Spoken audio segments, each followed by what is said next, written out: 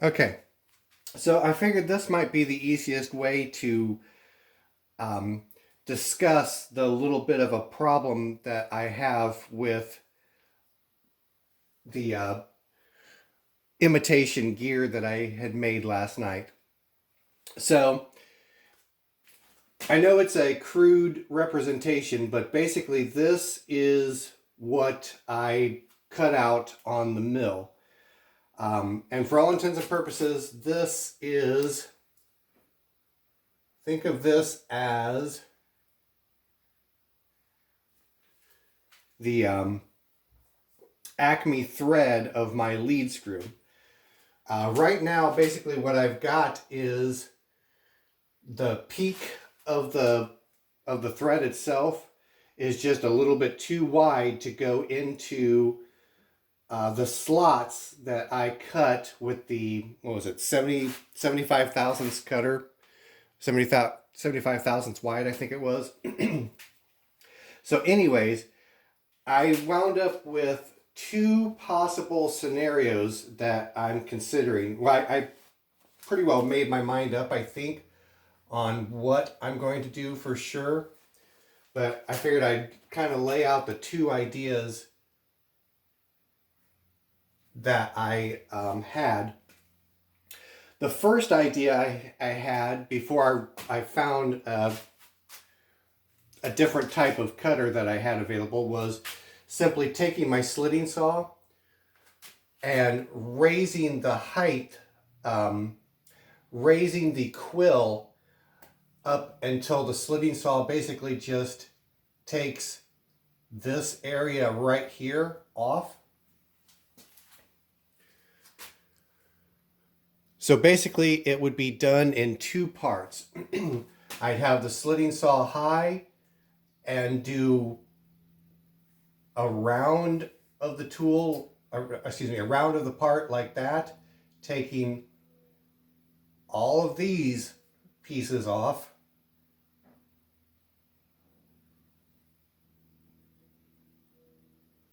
Okay. Then I would bring the tool, the slitting saw down below center, and then taking all of these off. Now, to look at that, if it were a static thing, if it was not, constantly rotating, that in itself would probably be a really good direction to go.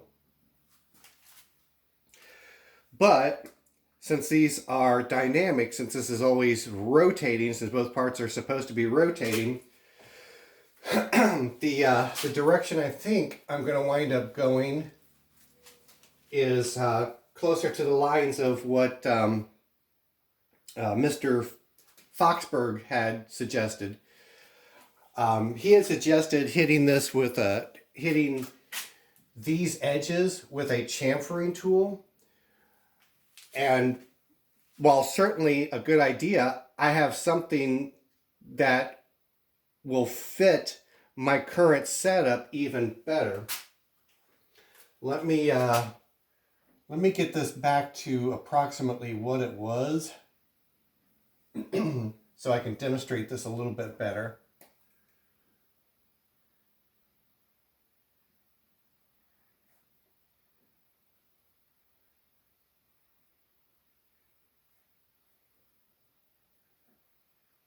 Okay, so the tool I have at my disposal is a cutter that's shaped like that. So what I'm thinking about, well, it's notably larger. Here, it's in comparison in size, it's about like this. Forget that part. Anyways, what I'm probably going to wind up doing is just taking off that little bit right there. As it stands right now, the dividing head is set up to be very nearly on center anyways. So, well, once I get this different cutter in there, I'll have to adjust it a little bit more, but I think that is going to be the easiest way to get where I want to be with this. And I think it'll make a better mimic of of an appropriate gear to run on this lead screw. Excuse me. So I figured I would just take a few minutes to kind of draw that out. Well, let me go back through this real quick. Let's kind of start over again here.